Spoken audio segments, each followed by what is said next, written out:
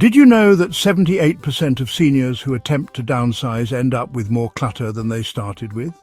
That's right.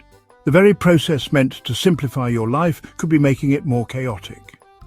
Meet Helen, a 72-year-old retired nurse who spent 6 months decluttering only to discover she couldn't find essential documents when she needed them most during a medical emergency. Helen, I thought I was organizing, but I was actually creating an entirely new problem. What Helen and thousands of seniors don't realize is that they're making 8 critical mistakes during the decluttering process. Mistakes that professionals like me see every day. And mistake number 4, it's costing seniors thousands of dollars each year.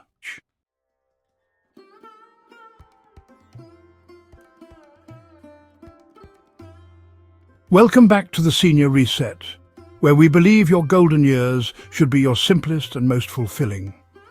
Today we're tackling a challenge that affects nearly every senior household in America, the overwhelming burden of possessions collected over a lifetime, and the mistakes we make when trying to lighten that load. I've spent the last 15 years helping seniors transition to simpler living arrangements, and I've witnessed firsthand how the wrong decluttering approach can create anxiety, family tension, and even financial loss. Helen's story is far from unique.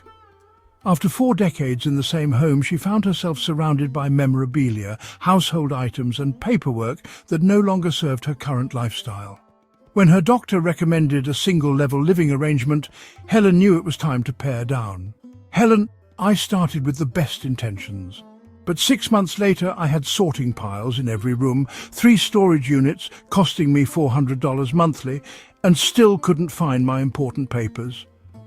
If you've ever felt overwhelmed by your possessions or caught in an endless cycle of sorting without progress, this video is for you.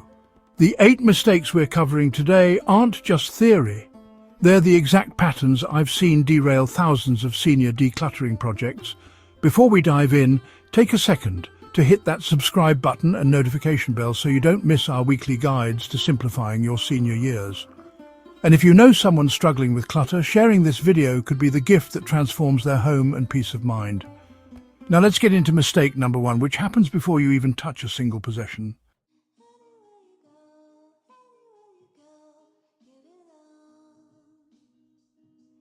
Mistake number 1, the someday syndrome. The first critical mistake happens entirely in your mind. It's what I call the someday syndrome. This is keeping items not for their current use or joy, but for hypothetical future scenarios that are increasingly unlikely to occur. Phrases like, "I might need this someday," or "when I get back into this hobby," are red flags that someday syndrome has taken hold. "Jean, I kept telling myself I'd make quilts for all my grandchildren once I had more time. But my arthritis made detailed handwork impossible, and I couldn't bring myself to acknowledge that reality." The psychology behind this is fascinating. These possessions represent not just things, but alternate versions of ourselves and lives we imagined living. For seniors especially, letting go can feel like admitting those possibilities are gone forever. Here's how to overcome someday syndrome. First, establish a realistic timeframe test. If you haven't used something in 2 years and don't have a specific scheduled plan to use it in the next 3 months, the someday probably isn't coming. Second, consider the carrying costs of these items, not just in storage fees or home maintenance, but in mental bandwidth, cleaning time, and the opportunity cost of the space they occupy. Third, and most powerful, practice the worthy successor technique. Jean finally released her craft supplies by donating them to a local school's art program. Jean, knowing students were actually using what I couldn't, brought me more joy than those unused supplies ever did. What items are you keeping for someday that deep down you know you'll never use? Share one example in the comments. Naming it is the first step to letting it go. But once you've decided to let something go, be careful not to fall into mistake number 2, which ironically creates even more disorganization.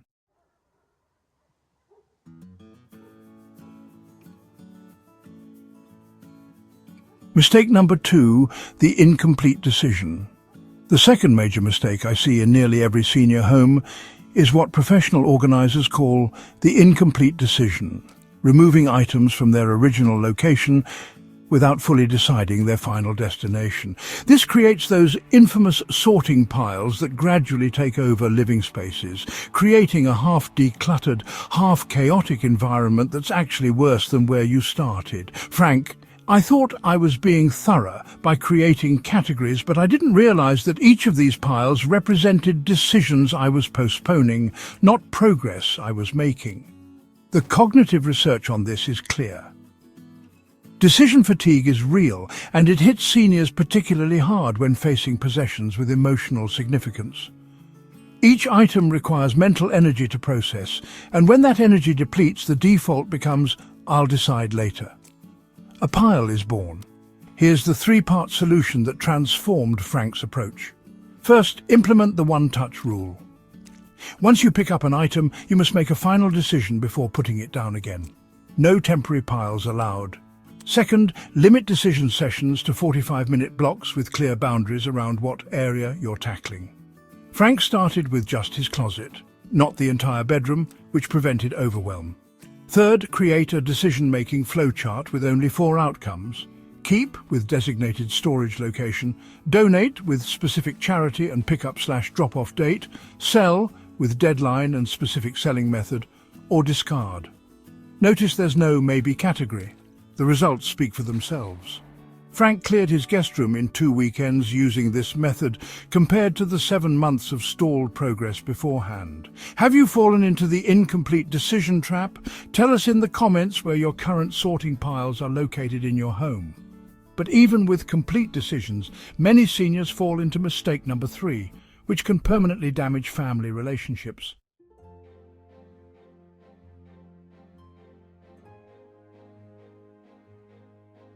The third mistake carries perhaps the heaviest emotional toll, what I call the family burden blind spot.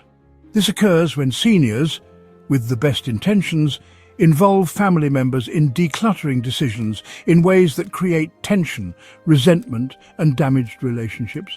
Dorothy, I thought I was being considerate by offering everything to my children and grandchildren first. Instead, they stopped visiting because every interaction turned into a pressure-filled, "Do you want this?" session. Another form of this mistake is storing boxes of possessions in adult children's homes without clear agreements, or worst of all, the after-I'm-gone approach of doing no decluttering and leaving the entire burden to family members. The psychology here is understandable. You want beloved items to stay in the family, and you interpret rejection of objects as rejection of your legacy or memories. Family members, meanwhile, feel trapped between honesty about their space limitations and fear of hurting your feelings. Here's how to avoid this destructive pattern. First, separate the offering process from regular family visits. Schedule specific inheritance shopping days where family knows the purpose in advance. Then keep other gatherings clutter discussion free. Second, use the silent offering method. Create a digital photo album of available items and share it with family members, allowing them to privately indicate interest without social pressure. Third, and most important, adopt what therapists call radical acceptance about changing family needs. Today's younger generations are embracing minimalism and digital lives that simply don't have room for large furniture pieces or extensive collections. Dorothy, once I stopped making every visit about my stuff, we started actually enjoying each other's company again.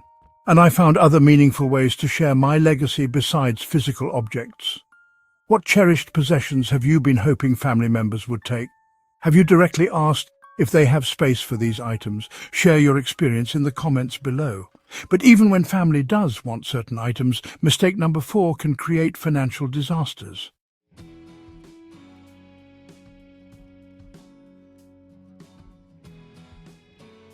The fourth mistake has cost seniors millions of dollars collectively, what I call the valuation misconception. This occurs when seniors significantly overestimate the monetary value of their possessions, leading to missed opportunities, wasted time, and financially devastating decisions. William, I wish I'd donated everything except the few truly valuable pieces a certified appraiser identified. I would have saved thousands and eliminated months of stress. The uncomfortable truth is that most household items, furniture, china sets, and collectibles have plummeted in resale value over the past decade. What cost thousands in the 1980s and 1990s often sells for pennies on the dollar today, if it sells at all. The three most overvalued categories I consistently see are formal dining room sets, down 80 to 90% in value since 2000, collectible plates and figurines, most now sell for 5 to 10% of original purchase price, and heavy wooden furniture, often given away for free in today's market.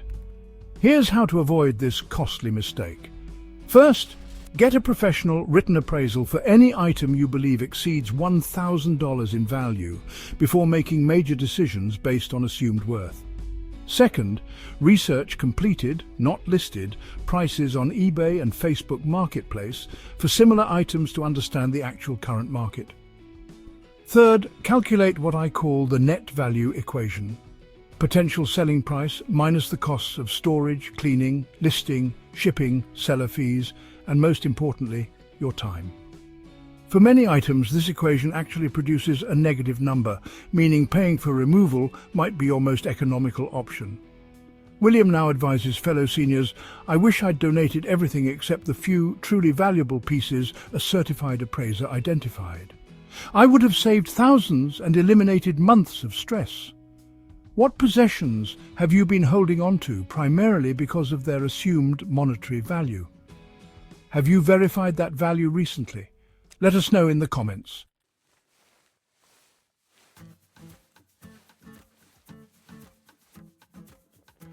The fifth decluttering mistake creates both physical hazards and mental distress, what I call the delayed decision stockpile. This occurs when items awaiting decisions accumulate in living spaces, creating navigation obstacles, fall risks, and fire hazards, while simultaneously contributing to anxiety and overwhelm. Sylvia, I realized preserving my independence required a safe home first, perfect organization second. What begins as a well-intentioned sorting project evolves into a dangerous obstacle course when decisions are continually postponed. For seniors with mobility issues or vision changes, these stockpiles represent a serious health risk. The alarming statistics from fire departments show that homes with excessive clutter or blocked pathways have a 40% higher fire fatality rate, primarily due to impeded escape routes and increased fuel for flames. Here's how to prevent the delayed decision stockpile. First, establish what safety experts call clear zones that must remain free of sorting piles at all times. Pathways at least 36 inches wide throughout the home, all exits and stairways, a 3-foot perimeter around heating elements and all bathing facilities. Second, implement the container limit approach. Designate one specific area, like a spare bedroom, for active sorting, and once that space is full, no new sorting begins until it's cleared. Third, use the emergency readiness test. Could emergency personnel easily access all parts of your home? Could you exit quickly in the dark? If not, decluttering has become an urgent safety priority. After her recovery, Sylvia adopted these methods and completed her book organization in just 3 weeks. I realized preserving my independence required a safe home first, perfect organization second, she reflected. Do you currently have any pathways or important areas in your home obstructed by items in the sorting process? Share below. Identifying these areas is the first step toward creating a safer environment. But even with safe sorting spaces, mistake number 6 prevents many seniors from ever finishing their decluttering journey.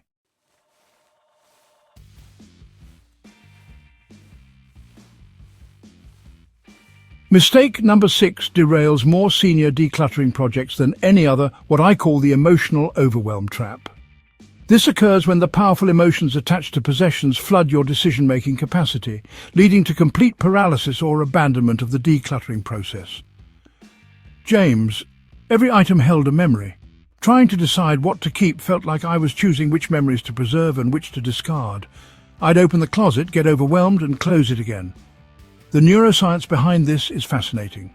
Handling emotionally significant possessions activates the same brain regions involved in physical pain, creating a literal hurt when contemplating letting go. For seniors who've experienced significant losses of partners, health or independence possessions can become critical emotional anchors in a changing world. Their significance extends far beyond their utilitarian value. Here's how to navigate this emotional minefield. First, use the compassionate witness technique. Invite a neutral third party, not family, to sit with you during sorting sessions involving emotional items. Professional organizers, senior move managers or clergy members often serve this role effectively. Their presence acknowledges the emotional significance while gently keeping the process moving. Second, implement representative keeping, preserving a meaningful sample rather than an entire collection. James eventually kept 5 of his wife's most special outfits properly preserved, photographed the rest, and donated the clothing to women rebuilding their lives after domestic violence. Third, create transition rituals that honor the emotional significance of items while supporting their release. This might involve sharing stories about the items, writing down memories they evoke, or blessing them before they go to new homes. With these approaches, James finally completed his task. I realized my wife's legacy was in how she loved people, not in her possessions, he shared. Releasing her things to benefit others felt like extending her generosity beyond her lifetime. What emotionally charged collections have stalled your decluttering progress? Have you tried working with a compassionate witness? Share your experience below. But even with emotional hurdles cleared, mistake number 7 creates a decluttering clutter cycle that never ends.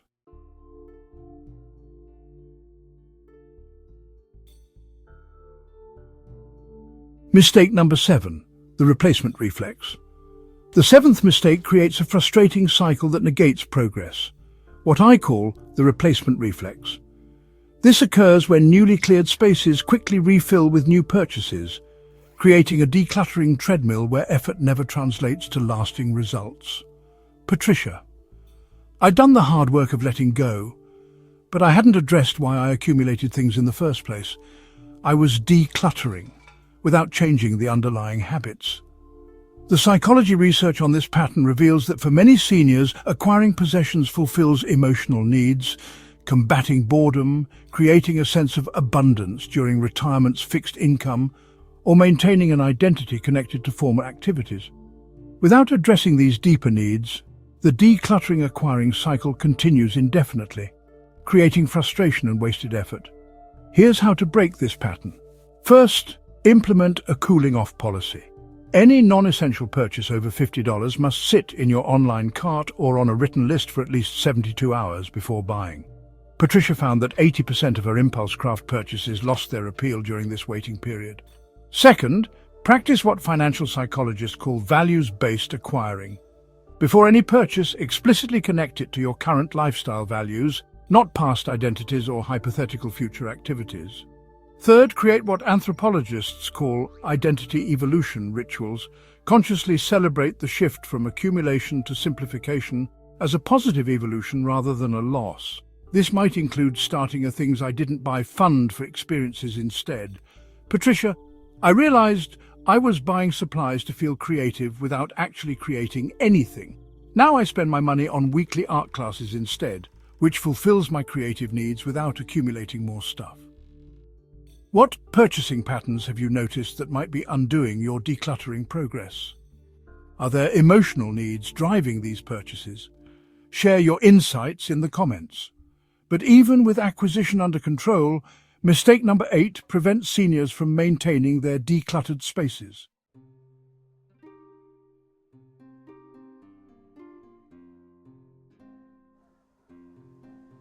Mistake number 8. The organizational amnesia. The final mistake creates frustration for even the most determined declutterers, what I call organizational amnesia.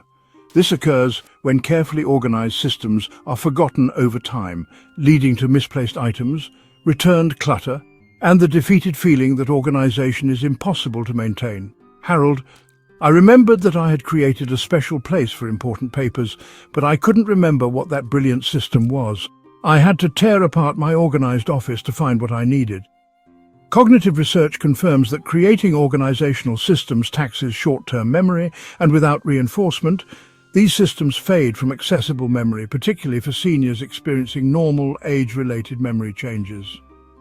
The cruel irony is that the more elaborate and perfect the organizational system, the more difficult it often is to maintain consistently. Here's how to create sustaining order. First, implement what professional organizers call cognitive offloading. Document every organizational system as you create it, with simple labeled diagrams and written directions stored visibly near where they're needed. Second, practice the intuitive location principle. Items should be stored where you would naturally look for them, not where design aesthetics or traditional storage would dictate. Harold now keeps current tax documents in a bright red folder on his desk, not in his perfectly organized file cabinet. Third, conduct quarterly system refreshers. Calendar specific dates to review your organizational systems before they're forgotten, treating these appointments as essential maintenance.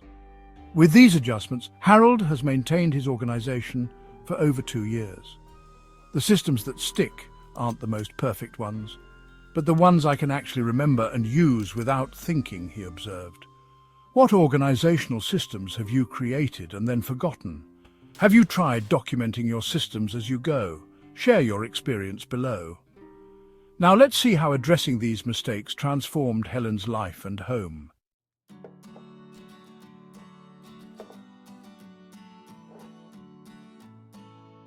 Remember Helen, who found herself with sorting piles in every room and 3 expensive storage units after 6 months of decluttering? By addressing each of these 8 mistakes, her transformation was remarkable. She emptied those storage units within 2 months, saving $400 monthly. Her home now has clear pathways and organized systems she can easily maintain. Most importantly, her essential documents are readily accessible in a simple, logical system she won't forget. Helen, the physical transformation of my space is obvious, but the mental and emotional change is even more significant. I no longer feel overwhelmed by my possessions or guilty about the legacy I'm leaving my family. Helen's doctor noticed the difference too. Helen, my blood pressure has actually improved since creating a home that supports rather than stresses me. The liberation that comes from addressing these common decluttering mistakes isn't just about creating a tidy home. It's about reclaiming mental bandwidth, fostering better family relationships, ensuring physical safety, and finding peace with your legacy, Helen. At 72, I finally feel like my possessions serve me, not the other way around. I wish I'd learned these lessons decades ago, but I'm grateful to have this freedom now. By avoiding these 8 critical mistakes, you too can create lasting order without the chaos, stress, and wasted effort that derails so many senior decluttering attempts.